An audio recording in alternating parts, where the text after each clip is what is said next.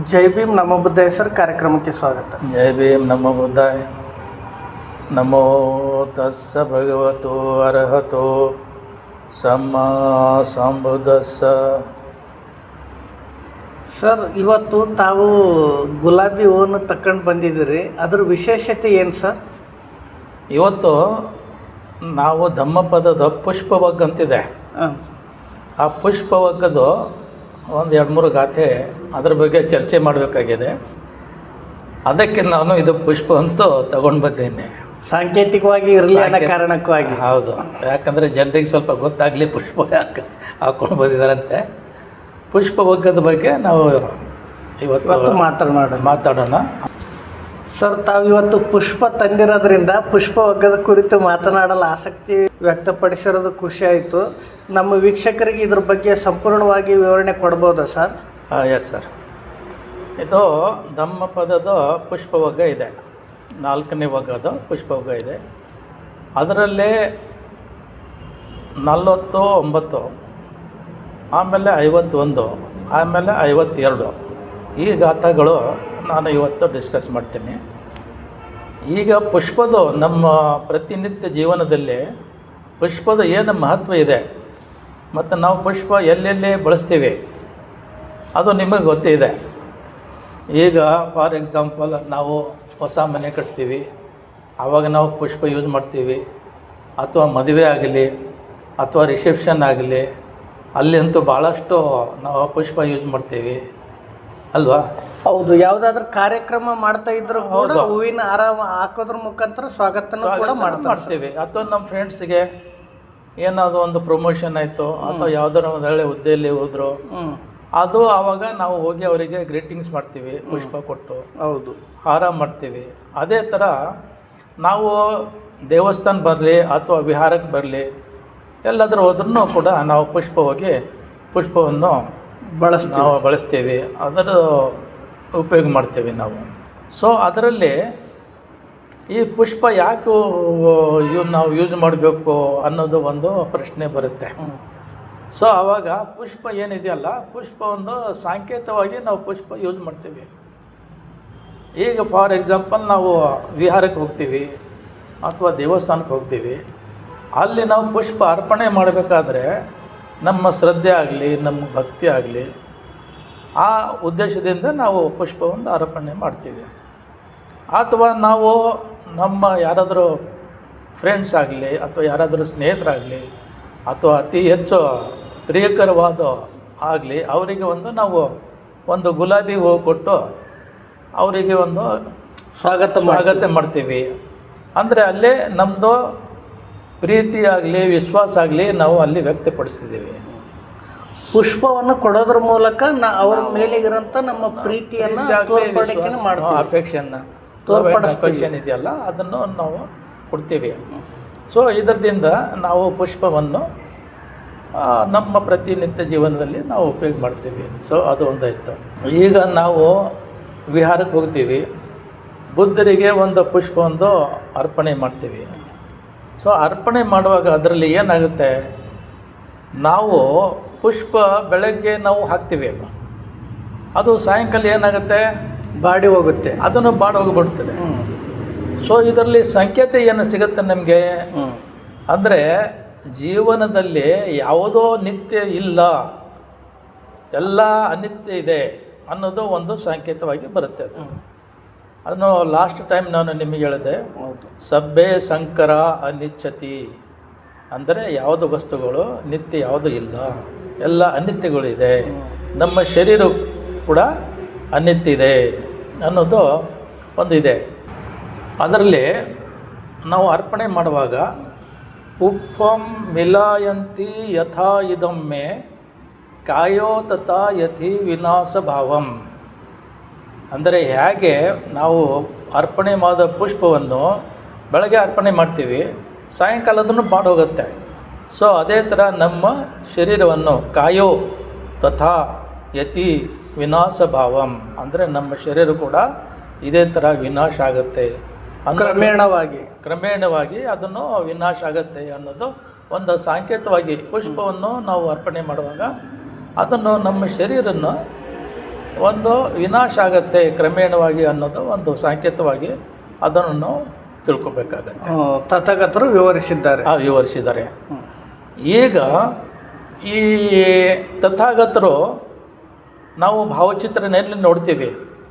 ಅದರ ಕೆಲವು ಭಾವಚಿತ್ರನಲ್ಲಿ ಬುದ್ಧರು ಕಮಲ ಹೂವದ ಮೇಲೆ ಕೂತಿದ್ದು ನಾವು ನೋಡ್ತೀವಿ, ಅದು ಅಲ್ವಾ? ಅಥವಾ ನಾವು ಕೆಲ ಕಡೆ ಈ ಕಲ್ಲಿನಲ್ಲಿ ಕೆತ್ತಿರ್ತಾರೆ ಅವರು, ಆ ಕೆತ್ತಿದ್ದು ಅದರಲ್ಲಿ ತೋರಿಸ್ತಾರೆ ಅವರು ಕಲ್ಲಿನಲ್ಲಿ. ಅದನ್ನು ಹೂವು ಇದೆಲ್ಲ ಕಮಲದ ಹೂವು ಮೇಲೆ ಆ ಬುದ್ಧರಿಗೆ ತೋರಿಸ್ತಾರೆ. ಸೊ ಅಲ್ಲಿನೇ ನೋಡ್ತೀವಿ ನಾವು, ಭಾವಚಿತ್ರನಲ್ಲಿ ನೋಡ್ತೀವಿ. ಸೊ ಅದರದಲ್ಲಿ ಈ ಕಮಲದ ಪುಷ್ಪದ ಇನ್ನೂ ವಿಶೇಷತೆ ಇದೆ ಅನ್ನೋದು ಒಂದು ನಮಗೆ ಒಂದು ಇದು ಬರುತ್ತೆ ಅಲ್ವಾ, ಯೋಚನೆ ಬರುತ್ತೆ. ಸೊ ಕಮಲದ ಅದರದ್ದು ಸಾಂಕೇತ ಏನು ಸಿಗುತ್ತೆ ಅಂದರೆ ನಮಗೆ ಅದರಲ್ಲಿ ಮನುಷ್ಯದ ಶುದ್ಧೀಕರಣ ಮತ್ತು ನಮ್ಮ ಈ ಸಾಕ್ಷಾತ್ಕಾರ ಏನಿದೆಯಲ್ಲ, ಎನ್ಲೈಟನ್ಮೆಂಟ್, ಅದು ಎರಡು ಅದರಲ್ಲಿ ನಮಗೆ ಗೊತ್ತಾಗುತ್ತೆ. ಕಮಲದ ಹೂವು ಏನಿದೆಯಲ್ಲ, ಆ ಹೂವದ ಇದು ಒಂದು ಸಾಂಕೇತ ಇದೆ. ಈ ಕಮಲದ ಹೂವು ಈ ಕೆಸರಲ್ಲಿ ಬೆಳೀತದದು. ಹೌದು, ಕೆಸರಿನಲ್ಲಿ ಬೆಳೆದ್ಬಿಟ್ಟು ಮೇಲೆ ಬರುತ್ತೆ. ಮೇಲೆ ಬಂದಾಗ ಆವಾಗ ಯಾವಾಗ ಇದು ಆಗುತ್ತೆ ಅಲ್ಲ, ಚಿಗುರಿಸ್ತದೆ ಅದು. ಆವಾಗ ಅದರ ಮೇಲೆ ನೀರು ಹತ್ತೋದಿಲ್ಲ, ನೀರಿನ ಬಿಂದು ಆಗಲಿ ಯಾವುದೋ ಅದರ ಮೇಲೆ ನಿಲ್ಲೋದಿಲ್ಲ. ಇದರದ್ದು ಇನ್ನೊಂದು ಸಾಂಕೇತವಾಗಿ ನಿಮಗೆ ಹೇಳಬೇಕಾದ್ರೆ, ಈ ಕೆಸರಿನಲ್ಲಿ ಬೆಳೀತದಲ್ಲ ಅದು. ಸೊ ಆಮೇಲೆ ಮೇಲೆ ಬಂದರೆ ಅದನ್ನು ಏನಾಗುತ್ತೆ, ಶುದ್ಧವಾಗಿ ಇರುತ್ತೆ ಅಲ್ವಾ? ಅದಕ್ಕೆ ನಾವು ಮನಸ್ಸಿನಲ್ಲಿ ಏನು ಕಿಲ್ಮಿಷಿದೆಯಲ್ಲ, ಆ ಕಿಲ್ಮಿಷನ್ನೆಲ್ಲ ತೆಗೆದಾಕಬೇಕು. ಆ ತೆಗೆದಾಕಿದರೆ ನಮಗೇನಾಗುತ್ತೆ, ಆವಾಗ ಪ್ಯೂರಿಟಿ ಆಫ್ ಮೈಂಡ್ ಬರುತ್ತೆ, ಮನಸ್ಸಿನ ಶುದ್ಧತೆ ಬಂದೋಗುತ್ತೆ. ಈಗ ನಮ್ಮ ಮನಸ್ಸಿನಲ್ಲಿ ದ್ವೇಷ ಇರುತ್ತೆ, ನಮ್ಮ ಮನಸ್ಸಿನಲ್ಲಿ ಲೋಭ ಇರುತ್ತೆ, ಮನಸ್ಸಿನಲ್ಲಿ ಮೋಹ ಇರುತ್ತೆ, ಇನ್ನೂ ಬೇರೆ ಬೇರೆ ಥರದ್ದಿದೆ. ಅವೆಲ್ಲ ತೆಗೆದಾಕ, ಅಹಂಕಾರ ಆಗಲಿ, ದಂಬಾಗಲಿ, ಮಾತ್ಸರ್ಯ ಆಗಲಿ, ಇವೆಲ್ಲ ಅದನ್ನು ತೆಗೆದು ಹಾಕಬೇಕು. ಈ ಒಂದು ನಮ್ಮ ಮನಸ್ಸಿನಲ್ಲಿ ಇದ್ದಿದ್ದು ಮೇಲುಗಡೆ ಬಂದಾಗ it comes purity of mind, ಆಮೇಲೆ ಸಾಕ್ಷಾತ್ಕಾರ ಈ ಥರ ಆಗತ್ತೆ.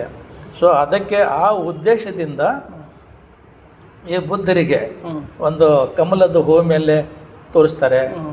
ಸೊ ಅದು ಒಂದು ಸಾಂಕೇತವಾಗಿದೆ. ಸೊ ಈ ಪುಷ್ಪವನ್ನು ಆ ರೀತಿಯಾಗಿ ಬಳಸ್ತಾರೆ ಅವರು. ಆಮೇಲೆ ಈಗ ನೀವು ಬುದ್ಧರು ಅವರ ತಂದೆ ಶುದ್ಧೋಧನ ರಾಜ, ಬುದ್ಧನ ಸಲುವಾಗಿ 3 ಒಂದು ಮಹಲ್ ಅಂದರೆ ಪ್ಯಾಲೇಸ್, ಅರಮನೆ ಕಟ್ಟಿದ್ರು ಅವರು. 3 ಅರಮನೆ ಕಟ್ಟಿದ್ರು. 3 ಅರಮನೆಯಲ್ಲಿ ಅವರು 3 ಪಾಂಡ್ ಮಾಡಿದ್ರು. ಅದು ಪಾಂಡ್ ಯಾವುದೇನೆಂದರೆ ಕಮಲದ ಹೂವು ಸಲುವಾಗಿನೇ 3 ಪಾಂಡ್ಸ್, 3 ಕೆರೆನ ಕಮಲದ ಹೂವನ್ನೇ ಕೆರೆನೇ ಮಾಡಿದ್ರು. ಚಿಕ್ಕ ಚಿಕ್ಕ ಕೆರೆಗಳನ್ನು ಮಾಡಿ ಅದರಲ್ಲಿ ಒಂದರಲ್ಲಿ ಒಂದು ಗುಲಾಬಿ ಇತ್ತು, ಒಂದರಲ್ಲಿ ಒಂದು ಬಿಳಿ ಇತ್ತು, ಒಂದರಲ್ಲಿ ನೀಲಿ ಇತ್ತು. ಸೊ ನೀಲಕಮಲ್ ಅಂತ ಹೇಳ್ತಾರೆ, ಶುಭ್ರ ಅಂತ ಹೇಳ್ತಾರೆ, ಈ ಗುಲಾಬಿ, ಈ ಥರ ಬೇರೆ ಬೇರೆ ಕಲರ್ದು ಕಮಲದ್ದು ಒಂದು ಇದೆ. ಸೊ ಆ ಥರ ಏನಂತಂದರೆ ಅದು ಬೇರೆ ಬೇರೆ ಕಲರ್ ಯಾಕೆ ಇದು ಹಾಕಿದ್ದಾರೆ ಅಂತ ಅದನ್ನು ಇದು ಮಾಡ್ಬೋದು, ಸಂಕೋಚ ಇರ್ಬೋದು. ಅದರಲ್ಲಿ ಒಂದು ವಿಶೇಷತೆ ಇದೆ. ಅದು ಕೆಲವರು ವಿಜ್ಡಮ್ ಅಂತ ಹೇಳ್ತಾರೆ, ಬುದ್ಧಿ ಅಂತ ಹೇಳ್ತಾರೆ, ಅದನ್ನು ಇದಾಗತ್ತೆ, ಬುದ್ಧಿನ ಬೆಳವಣಿಗೆ ಆಗುತ್ತೆ.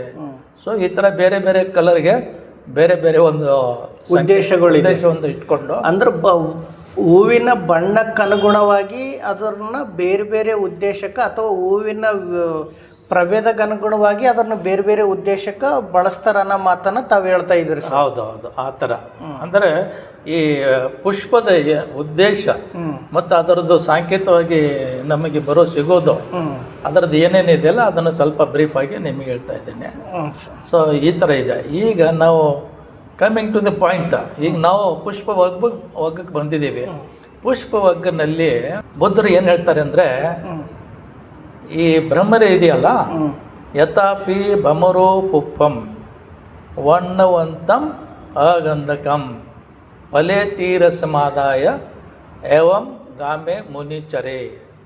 ಈಗ ಇದರಲ್ಲಿ ಭ್ರಮರ್ ಅಂದರೆ ಈ ಜೇನು ಹುಳ, ಪುಪ್ಪ ಅಂದರೆ ಪುಷ್ಪ.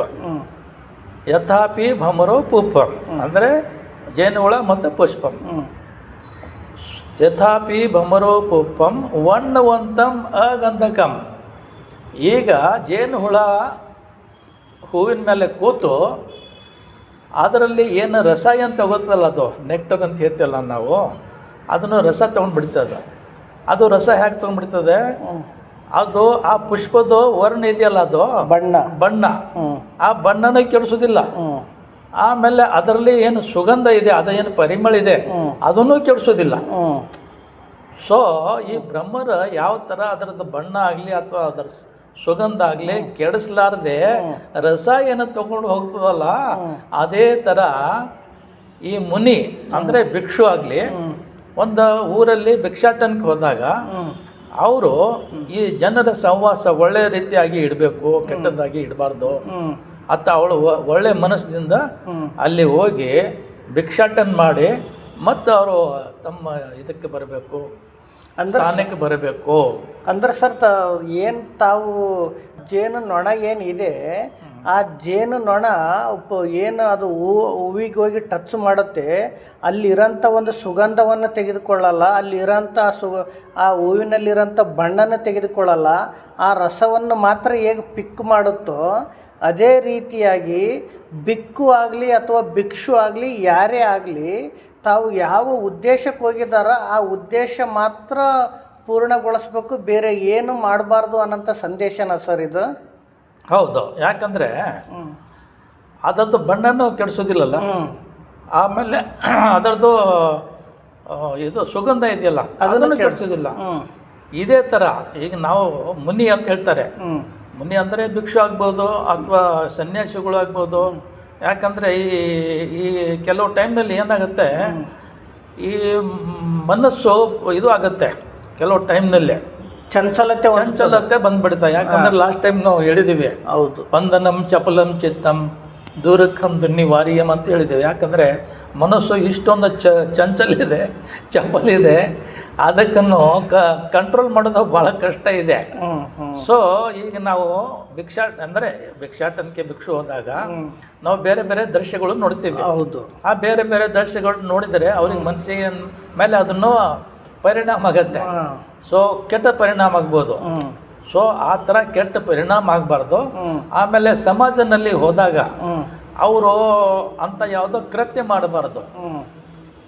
ಯಾವುದೋ ಸಮಾಜದಲ್ಲಿ ಹೋದಾಗ ಅಂತ ಯಾವುದೋ ಕೆಟ್ಟ ಕೆಲಸ ಮಾಡಬಾರ್ದು ಅನ್ನೋದು ಆ ಉದ್ದೇಶ ಇದೆ. ಅದು ಅಂದರೆ ಸಮಾಜದಲ್ಲಿ ಒಳ್ಳೆತನ ಬೆಳೆಸಬೇಕು, ಸಮಾಜದಲ್ಲಿ ಯಾವುದೋ ಕೆಟ್ಟ ಕೆಲಸ ಮಾಡಲಾರ್ದೆ ಅವರು ಭಿಕ್ಷಾಟನ ಮಾಡಿಕೊಂಡು ಮತ್ತೆ ವಾಪಸ್ ಬರಬೇಕು ಅನ್ನೋದು ಈ ಭ್ರಮರ್ ಅಂದರೆ ಈ ಜೇನು ಹುಳ ಮತ್ತು ಹೂವು ಅಂದರೆ ಒಂದು ಊರಂತ ತಿಳ್ಕೊಬಹುದು.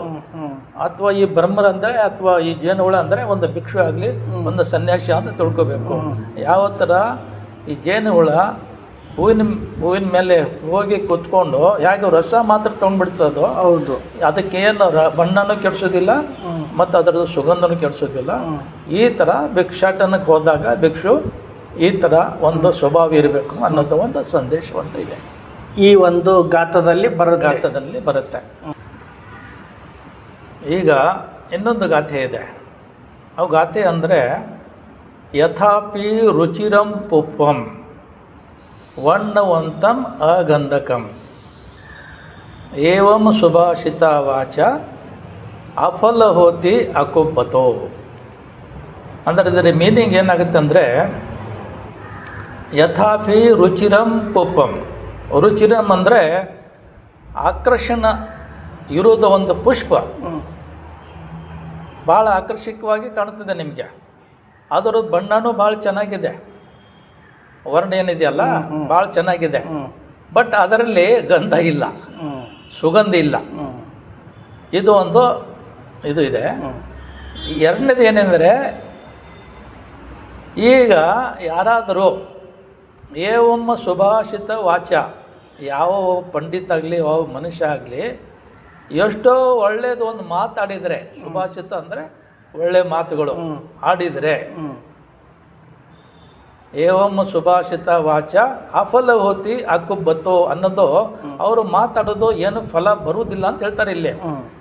ಇಲ್ಲಿ ಉದ್ದೇಶ ಏನಂದ್ರೆ ಅವನು ಧರ್ಮದ ಬಗ್ಗೆ ಒಳ್ಳೆ ಒಳ್ಳೆ ಮಾತು ಹೇಳಿರ್ಬೋದು, ಧರ್ಮದಲ್ಲಿ ಏನೇನಿದೆಯಲ್ಲ ಆ ಸಂಪೂರ್ಣವಾಗಿ ಅವರು ಹೇಳಿರ್ಬೋದು. ಬಟ್ ಅದೇ ಥರ ಅವನು ಪ್ರಾಕ್ಟೀಸ್ ಮಾಡಲಿಲ್ಲ ಅಂದರೆ, ಅಭ್ಯಾಸ ಮಾಡಲಿಲ್ಲ ಅಂದರೆ, ಏನು ಹೇಳ್ತಾನಲ್ಲ ಅದನ್ನು ಅವನು ಪ್ರಾಕ್ಟೀಸ್ ಮಾಡಬೇಕು. ಪ್ರಾಕ್ಟೀಸ್ ಮಾಡಿ ಜನರಿಗೆ ಹೇಳಿದರೆ ಅದರದೊಂದು ಫಲ ಇದೆ. ಇಲ್ದರೆ ಸುಮ್ಮನೆ ಏನಾಯ್ತು, ಬಂದ ಇವನು ಹೇಳ್ದ ಹೋದ, ಅದರದ್ದೇನು ಫಲ ಬರೋದಿಲ್ಲ. ಹೌದು. ಸೊ ಇದು ಒಂದು ಅದಕ್ಕೆ ಹೇಳ್ತಾರೆ. ಅದು ಅಂದ್ರೆ ಸರ್, ಒಂದು ಹೂವು ಏನಿದೆ ಆ ಹೂವು ಸುಂದರವಾಗಿದ್ದರೂ ಕೂಡ ತುಂಬ ಚೆನ್ನಾಗಿ ಬಣ್ಣವನ್ನು ಹೊಂದಿದ್ರು ಕೂಡ ಅದು ಸುಗಂಧ ಇಲ್ಲದೆ ಇದ್ರೆ ಅದಕ್ಕೆ ಬೆಲೆ ಇಲ್ಲ ಅಂತ ತಾವು ಹೇಳ್ತಾ ಇದ್ದೀವಿ. ಹೌದು. ಅದೇ ರೀತಿಯಾಗಿ ಒಬ್ಬ ಮನುಷ್ಯ ಎಷ್ಟೇ ಒಳ್ಳೆ ಮಾತನಾಡಿದ್ರು ಕೂಡ ಆ ಮಾತನ್ನು ಅಥವಾ ಪ್ರಾಕ್ಟೀಸ್ ಮಾಡದೇ ಇದ್ದರೆ ಅದಕ್ಕೂ ಕೂಡ ಬೆಲೆ ಇಲ್ಲ ಅನ್ನೋಂಥ ಮಾತು ತಾವು ಹೇಳ್ತಾ ಇದ್ದೀವಿ ಸರ್. ಅದು ಮಾತಾಡಿದ್ರೆ ಉಪಯೋಗ ಏನಾಯ್ತು, ಜನರಿಗೆ ಹೇಳ್ಬೋದು, ನೋ ಡೌಟ್. ಬಟ್ ಅವನು ಆ ಥರ ನಡಿಬೇಕಲ್ಲ. ಹೌದು, ನುಡಿ ಒಂಥರ ಇರುತ್ತೆ, ನಡೆ ಒಂಥರ ಇರುತ್ತೆ. ಹೌದು, ಅದು ಆ ಥರ ನಡೆದರೆ ಮಾತ್ರ ಅದ್ರ ಫಲ ಸಿಗುತ್ತೆ ನಿಮಗೆ. ಹೌದು ಸರ್, ಇಲ್ದರೆ ಸಿಗೋದಿಲ್ಲ. ಪುಷ್ಪವಗ್ಗ ಆಗಿರೋದ್ರಿಂದ ಪುಷ್ಪದ್ದೇ ಒಂದು ಉದಾಹರಣೆಯನ್ನ ನುಡಿ ಮತ್ತು ನಡೆ ವಿರುದ್ಧವಾಗಿರೋಂಥ ವ್ಯಕ್ತಿಗೆ ಅನ್ವಯಿಸೋ ರೀತಿಯಲ್ಲಿ ತಥಾಗತರು ಇದರಲ್ಲಿ ಎಕ್ಸ್ಪ್ಲೇನ್ ಮಾಡಿದ್ದಾರೆ. ಎರಡನೇದು ಏನು ಹೇಳ್ತಾರೆ, ಎರಡನೇದು ಯಥಾಫಿ ರುಚಿರಂ ಪುಪ್ಪಂ ವರ್ಣವಂತಂ ಸಗಂಧಕಂ. ಅಂದರೆ ಈ ನೋಡ್ಲಿಕ್ಕೆ ಪುಷ್ಪ ಬಹಳ ಆಕರ್ಷಕವಾಗಿದೆ, ಅದರದ್ದು ಬಣ್ಣನೂ ಭಾಳ ಚೆನ್ನಾಗಿದೆ, ಆಮೇಲೆ ಅದರಲ್ಲಿ ಗಂಧನೂ ಇದೆ. ಏವಂ ಸುಭಾಷಿತ ವಾಚ ಸಫಲ ಹೋತಿ ಕುಬ್ಬತ್ತು.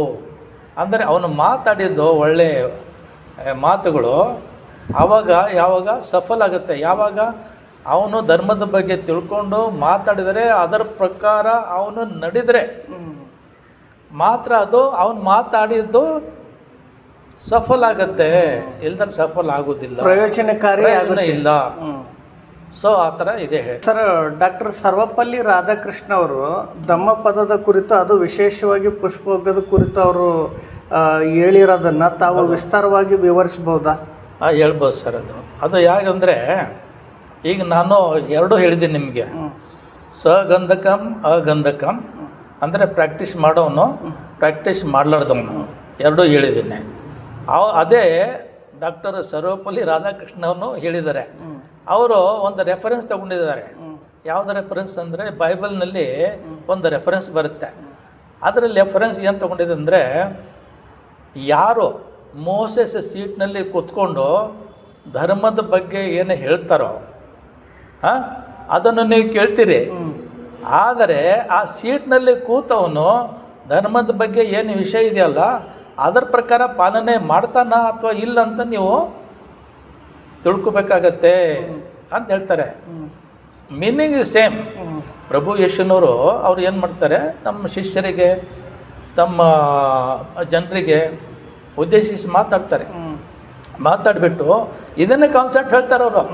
ಇದೇ ಕಾನ್ಸೆಪ್ಟ್ ಅಲ್ಲಿ ಕೂಡ ಡಿಸ್ಕಷನ್ ಆಗತ್ತೆ. ಅದನ್ನೇ ಹೇಳ್ತಾರೆ ಅವರು. ಏನಂದರೆ ಮೋಸೆಸ್ ಸೀಟ್ನಲ್ಲಿ ಕೂತವನು ನಿಮಗೆ ಧರ್ಮದ ಬಗ್ಗೆ ಬೋಧನೆ ಕೊಡ್ಬೋದು, ಎಲ್ಲ ಹೇಳ್ಬೋದು. ಬಟ್ ಆ ಸೀಟ್ನಲ್ಲಿ ಕೂತವನು ಅದರ ಪ್ರಕಾರ ಪಾಲನೆ ಮಾಡ್ತಾನಂತ ಇಲ್ಲ ಅಂತ ಅದು ಬೇಕಲ್ಲ, ನೋಡ್ಬೇಕಂತ ಹೇಳ್ತಾರೆ. ಮೇನ್ ಇಂಪಾರ್ಟೆಂಟ್ ಇದೆ. ಅಂದ್ರೆ ಅಲ್ಲಿ ಕೂಡ ಅವರು ಯಾವುದೇ ತರದ ನುಡಿ ಮಾಡಿದ್ರು ಕೂಡ ಆ ನುಡಿ ತಕ್ಕ ಅವ್ರು ನಡೀತಾ ಇದಾರ ಇಲ್ಲ ಅಂತ ನೋಡಿ ಅಂತ ಮಾತನ್ನ ನೋಡಿ ಹೇಳ್ತಾರೆ ಅಂತ ಹೇಳ್ತಾರೆ ಅವರು. ಸೊ ಅದಕ್ಕೆ ಇವರು ಡಾಕ್ಟರ್ ಸರ್ವಪಲ್ಲಿ ರಾಧಾಕೃಷ್ಣನು ಅದು ಇದು ಒನ್ ಆ್ಯಂಡ್ ದಿ ಸೇಮ್, ಒಂದೇ ಮೀನಿಂಗ್ ಕೊಡುತ್ತೆ ಅಂತ ಹೇಳೋದು ಒಂದು ಸ್ಪಷ್ಟನೆ ಕೊಟ್ಟಿದ್ದಾರೆ. ಇವತ್ತು ಪುಷ್ಪವಗ್ಗದ ಕುರಿತು ಮಾತಾಡ್ತಿರೋದ್ರಿಂದ ಮಹಾಯಾನದಲ್ಲಿ ಪುಷ್ಪದ ಕುರಿತು ತುಂಬ ವ್ಯಾಲ್ಯೂಮ್ಸ್ಗಳು ಬಂದಿದೆ. ತಾವು ಅದ್ರ ಬಗ್ಗೆ ಏನಾದರೂ ಹೇಳ್ಬೋದಾ ಸರ್? ಅಷ್ಟೊಂದು ಎಲ್ಲ ವ್ಯಾಲ್ಯೂಮ್ಸ್ನಲ್ಲಿ ಏನಿದೆ ಡಿಸ್ಕಸ್ ಮಾಡೋಕ್ಕಾಗೋದಿಲ್ಲ. ಇಟ್ ಈಸ್ ವಾಸ್ಟ್, ಅದು ತುಂಬ ಇದೆ. ಸೊ ಸಂಕ್ಷಿಪ್ತವಾಗಿ ಒಂದು 2 ಅಥವಾ 3 ಹೇಳ್ಬೋದು. ಅದು ಏನಂದರೆ ಪುಷ್ಪವಗ್ಗ ಅಂದರೆ ಲೋಟಸ್ ವಗ್ಗ ಅಂದರೆ ಸದಮ್ಮ ಪುಂಡರೀಕ ಸೂತ್ರ ಅಂತಿದೆ. ಸೊ ಆ ಸೂತ್ರದ ನಾವೀಗ ವಿಚಾರಣೆ ಮಾಡಬೇಕು ಅಥವಾ ವಿವರಣೆ ಮಾಡಬೇಕಂದ್ರೆ it takes lot of time. It is written in 8 volumes. ಮಹಾಯಾನೀಸ್ ಲೋಟಸ್ ಸೂತ್ರ ಯಾವಾಗ ಬರೋದ್ರಂದರೆ ಬುದ್ಧದ ನಿರ್ವಾಣ ಆದಮೇಲೆ ಎಷ್ಟೋ ವರ್ಷದಿಂದ ಬರೆದಿದ್ದು, ಸಮ್ 400-500 ಇಯರ್ಸ್ ಆದಮೇಲೆ ಬರೆದಿದ್ದಾರೆ. ಇವರು ಇದರಲ್ಲಿ ಏನು ಬರೆದಿದ್ದಾರೆ ಅಂದರೆ, ಮೊದಲು ಏನು ಥೇರವಾದಿ ಅಂತ ಇದ್ದರಲ್ಲ, ಸೊ ಅವ್ರು ಏನು ಹೇಳೋದು, ಪ್ರತಿಯೊಂದು ಮನುಷ್ಯನಲ್ಲಿ ಒಂದು ಬೋಧಿಸತ್ವ ಅಂಶ ಇರುತ್ತೆ. ಆಮೇಲೆ ಇವರು ಥೇರವಾದಿಯನ್ಸ ಇದರದ್ದು ಮೆನ್ಷನ್ ಮಾಡಿಲ್ಲ, ಅಂದರೆ ಸ್ತ್ರೀಯರಿಗೂ ಬೋಧಿಸತ್ವ ಬುದ್ಧತ್ವ ಪ್ರಾಪ್ತ ಆಗುತ್ತೆ. ಆಮೇಲೆ ಈ ದುಷ್ಟರು ಇರ್ತಾರಲ್ಲ, ಆ ದುಷ್ಟರು ಕೂಡ ಬುದ್ಧತ್ವ ಪ್ರಾಪ್ತ ಮಾಡ್ಬೋದು ಅಂತ ಲೋಟಸ್ ಸೂತ್ರನಲ್ಲಿ ಇದೆ. ಬಟ್ ಆ್ಯಕ್ಚುಲಿ ಆ ಥರ ಇಲ್ಲ. ಈಗ ಕಾಂಟ್ರವರ್ಸಿ ಆಗಿಬಿಡ್ತೆ ಅದು. ಸೊ ಹೇಗಿದೆ ಥೇರವಾದಿನಲ್ಲಿ ಹೇಗಿದೆ ಅಂದರೆ, ಬುದ್ಧ ಸಮಯದಲ್ಲಿ ಅವ್ರ ಸಂಘದಲ್ಲಿ ಭಾಳಷ್ಟು ಮಹಿಳೆಯರು ಸ್ವತಾಪನ ಪಡೆದಿದ್ದಾರೆ. ಆಮೇಲೆ ಅರತ್ನ ಕೂಡ ಪಡೆದಿದ್ದಾರೆ. ನಿಮಗೆ ಗೊತ್ತಿದೆ, ಮಹಾಪ್ರಜಾಪತಿ ಗೌತಮಿ ಆಗಲಿ, ವಿಶಾಖ ಆಗಲಿ, ಉಪ್ಪಲವಣ್ಣ ಆಗಲಿ, ಪತ್ತಾಚಾರ ಆಗಲಿ, ಇಂಥ ಎಷ್ಟೋ ಲೇಡೀಸ್ ಅಂದರೆ ವುಮನ್ಸ್ ಅರ್ಹತೆ ಪಡೆದಿದ್ದಾರೆ. ಸೊ ಈಗ ಅರ್ಹತೆ ಆದಮೇಲೆ ನೆಕ್ಸ್ಟ್ ಯಾವ್ದು ಬರುತ್ತೆ? ಬೋಧಿಸತ್ವ, ಆಮೇಲೆ ಬುದ್ಧತ್ವ ಬರುತ್ತೆ. ಈಗ ಅವರು ಪ್ರಯತ್ನ ಮಾಡಿದಾರ ಅಥವಾ ಮಾಡಿಲ್ಲ ಅಂತ ನಮಗೆ ಯಾವುದೋ ದಾಖಲೆ ಇಲ್ಲ. ಬಟ್ ಅರ್ಹತೆ ಆಗಿದೆ ಅಂತ ನಮಗೆ ಪೂರ್ತಿ ದಾಖಲೆ ಇದೆ. ಸೊ ಇವರು ಮಹಾಯಾನೀಸ್ ಆಮೇಲೆ ಸ್ತ್ರೀಯರಿಗೆ ಬುದ್ಧತ್ವ ಪ್ರಾಪ್ತ ಆಗೋದಿಲ್ಲ ಅಂತ ಥೇರವಾದಿ ಅಂತ ಹೇಳ್ತಾರೆ ಅಂತ, ಅದು ಆಗೋದು ಸ್ವಲ್ಪ ಕಾಂಟ್ರವರ್ಸಿ ಆಗಿಬಿಡುತ್ತೆ ಅದು. ಬಟ್ ಆ ಥರ ಇಲ್ಲ. ಅಂದರೂ ಮಹಾಯಾನ ತಥಾಗತರ ನಿಧನ ಆದ ನಂತರ ಭಾಳಷ್ಟು ವರ್ಷಗಳ ನಂತರ ಅದು ಬಂದಿರೋದ್ರಿಂದ ಹೌದು, ಅದು ಸ್ವಲ್ಪ ವಿಭಿನ್ನವಾಗಿ ಕಾಣ್ತಾ ಇದೆ. ಕಾಣ್ತಾ ಇದೆ. ಆಮೇಲೆ ಅವ್ರು ಏನು ಹೇಳ್ತಾರೆ, ದುಷ್ಟ ಇರ್ತಾರಲ್ಲ, ಆ ದುಷ್ಟದ ಬಗ್ಗೆ ಆಗೋದಿಲ್ಲ ಅಂತ ಹೇಳ್ತಾರೆ. ಬಟ್ ಆ ಥರ ಥೇರವಾದಿನಲ್ಲಿ ಇಲ್ಲ. ಯಾಕಂದರೆ ಒಂದು ಎಕ್ಸಾಂಪಲ್ ನಿಮಗೆ ಗೊತ್ತಿದೆ, ಈ ಅಂಗುಲಮಾಲ ಎಷ್ಟು ದುಷ್ಟಿದನೋ, ಎಷ್ಟು ಕ್ರೂರಿದನೋ ಅದೆಲ್ಲ ನಿಮಗೆ ಗೊತ್ತಿದೆ. ಆಮೇಲೆ ಬುದ್ಧರಿಗೆ ಶರಣ ಹೋದ್ಮೇಲೆ ಅವನು ಪುನಃ ಎಲ್ಲ ಕೆಟ್ಟ ಕೆಲಸನ ಬಿಟ್ಬಿಟ್ಟು ಅರ್ಹಂತ ಆಗ್ತಾನೆ. ಸೊ ಈ ಥರ ಇಲ್ಲಿ ಪರಿವರ್ತನೆ ಆಗ್ತಾನೆ, ಕ್ರಮೇಣವಾಗಿ ಪರಿವರ್ತನೆ ಆಗೋದು ಸಾಧ್ಯತೆ ಇದೆ, ಆಗ್ಬೋದು, ಇಲ್ಲಂತಿಲ್ಲ. ಸೊ ಇದನ್ನು ಅವ್ರು ಏನು ಹೇಗೆ ತಿಳ್ಕೊಂಡಾರೆ ನಮಗೇನು ಅಷ್ಟೊಂದು ಇದು ಮಾಡೋಕ್ಕಾಗಲ್ಲ. ಅಂದರೆ ಥೇರವಾದದಲ್ಲಿ ಮತ್ತು ಮಹಾಯಾನದಲ್ಲಿ ಸ್ವಲ್ಪ ಡಿಫ್ರೆಂಟ್ ಕಾನ್ಸೆಪ್ಟ್ಗಳು ಬಂದೋಗಿದೆ ಅಂತ ಅನಿಸುತ್ತೆ. ಸ್ವಲ್ಪ ಬಂದಿದೆ, ಡಿಫ್ರೆಂಟ್ ಕಾನ್ಸೆಪ್ಟ್ ಬಂದಿದೆ. ಸೊ ಈ ಥರ ಒಂದೊಂದೆರಡು ನಮಗೆ ನಿಮ್ಮ ಗಮನಕ್ಕೆ ತೊಗೊಂಡು ಬರ್ತಾ ಇದ್ದೇನೆ. ಸೊ ಅದನ್ನು ಫುಲ್ ಲೋಟಸ್ ಸೂತ್ರ ಆಗಲಿ ಅಥವಾ ಸದ್ದಮ್ಮ ಪುಂಡಿಕ ಸೂತ್ರ ಆಗಲಿ ಅದು ಡಿಸ್ಕಸ್ ಮಾಡೋದು ಭಾಳ ಟೈಮ್ ಬೇಕಾಗುತ್ತೆ. ಭಾಳ ಟೈಮ್, ಅದಕ್ಕೆ ಎಷ್ಟು ದಿವಸ ಆಗುತ್ತೆ ಅಂತ ಹೇಳೋಕ್ಕಾಗೋದಿಲ್ಲ. ಇಷ್ಟಕ್ಕೆ ಸಂಕ್ಷಿಪ್ತವಾಗಿ ನಿಮಗೆ ಇಷ್ಟೊಂದು ಉದಾಹರಣೆ ಕೊಟ್ಟು ಇದು ಮಾಡ್ತಾ ಇದ್ದೇನೆ. ಇಷ್ಟೊತ್ತು ನಮ್ಮ ಕಾರ್ಯಕ್ರಮದಲ್ಲಿ ಬಂದು ಜಾಯಿನ್ ಆಗಿ ನಮ್ಮ ವೀಕ್ಷಕರಿಗೆ ಧಮ್ಮದ ವಿಶೇಷವಾದಂಥ ಪುಷ್ಪ ಒಗ್ಗದ ಕುರಿತು ಹೇಳಿದ್ರಿ. ಅದರಲ್ಲೂ ಜೇನು ನೊಣ ಮತ್ತು ಅದು ಮಕರಂದವನ್ನು ಹೇಗೆ, ಅದರ ಒಂದು ರಸವನ್ನು ಹೇಗೆ ಹೀರುತ್ತೆ, ಯಾವುದೋ ಹಾನಿ ಮಾಡಲಾರದೆ ಜೇನು ನೊಣವು ಹೂವಿನ ಮಕರಂದಕ್ಕೂ ಮತ್ತು ಬಣ್ಣಕ್ಕೂ ಹಾನಿ ಮಾಡದೆ ಆ ರಸವನ್ನು ಹೇಗೆ ಒಂದು ಪಿಕ್ ಮಾಡುತ್ತೆ ಅನ್ನೋದನ್ನು ಆ ಕಾನ್ಸೆಪ್ಟ್ ತುಂಬ ಚೆನ್ನಾಗಿ ವಿವರಿಸಿದ್ದೀರಿ ಸರ್. ನಮ್ಮೆಲ್ಲ ವೀಕ್ಷಕರ ಪರವಾಗಿ ತಮಗೆ ಜೈ ಭೀಮ್, ನಮೋ ಬುದ್ಧಾಯ. ಜೈ ಭೀಮ್, ನಮೋ